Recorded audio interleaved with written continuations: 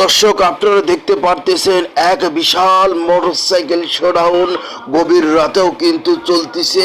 আল্লাহু আকবার, আল্লাহু আকবার। দেখুন, এত বড় মিছিল এর আগে কখনোই দেখা যায়নি। দেখুন কত বড় মিছিল। আসলে ফোন ধরতে ধরতে হাত ব্যথা হয়ে যাচ্ছে। তারপরও কিন্তু মিছিলের শেষ পর্যন্ত কিন্তু আমরা এখনো আসতে পারিনি। ভিডিওটা দেখতে থাকুন এবং ভিডিওটা শেয়ার করতে থাকুন। ভিডিওটা আসলে ইসলামী আন্দোলন বাংলাদেশের পক্ষ থেকে। দেখুন, বিশাল বড় এক হাত পাকার মিছিল। ইসলামী আন্দোলন বাংলাদেশ, ইনশাআল্লাহ এদেশের মানুষ ইসলামকে পছন্দ করে। আগামী সংসদ নির্বাচনে ইসলামকে ক্ষমতায় দেখতে চায় এদেশের 18 কোটি মানুষ। ইনশাআল্লাহ ইনশাআল্লাহ এদেশে ইসলাম বিজয় হবে। বিগত 17 বছর স্বৈরাচাররা এদেশ শাসন করেছে। আওয়ামী লীগ, বিএনপি মানুষ দেখেছে, কিন্তু এবার নতুন কাউকে এদেশের জনগণ দেখতে চায়, নতুন কাউকে নেতৃত্ব দেখতে চায়, নতুন কাউকে এদেশ শাসন করতে দেখতে চায়। অত্যাচার, জুলুম, নির্যাতন, শত শত হাজার হাজার আলেমদেরকে, নিরীহ আলেমদেরকে নির্যাতন করা হয়েছে।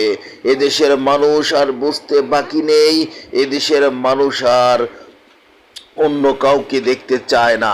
এদেশের মানুষ চায় একটু শান্তি।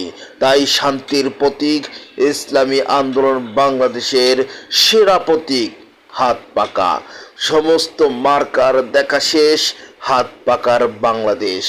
প্রত্যেকটা বাংলাদেশের যত রাজনৈতিক মার্কা আছে, প্রত্যেকটা মার্কা কিন্তু আসলেই কিন্তু কেউ চালাতে পারে না।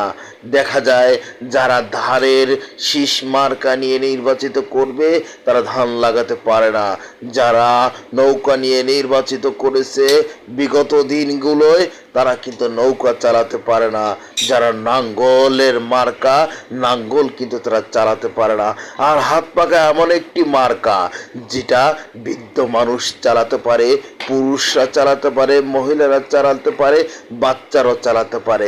এটা এমন একটি মার্কা যে মার্কাটা বুকের উপরে রেখে কিন্তু ঘুমিয়ে যায়। কারণ বুকের উপরে এই হাত পাকা রাখলে কিন্তু একটু শান্তি অনুভব হয়।